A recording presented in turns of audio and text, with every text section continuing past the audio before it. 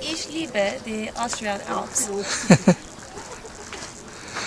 Yep, we're here, and let me pan around so you can see where here is. Look at this place. Look at this place. Just amazing is not the word.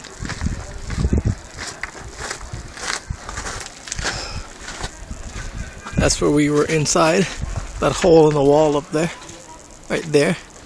Some guy in 1879 dug his way in there. Discovered the largest ice cave in the world. About 30 miles worth of spectacular ice formations. We just spent an hour and a half in there, absolutely freezing, well below freezing in there. So, and now we can pan around. It's just beautiful country out here. Oh, all the way down. Hi. Hey, see, I still got my gloves on. Yeah, it was just absolutely freezing. And this is us, me, and her. And her.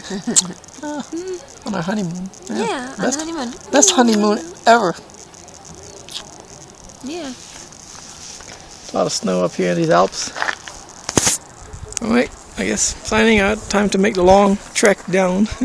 All the way down there somewhere. We're starving. Hot chocolate. Hot chocolate. Alright, goodbye.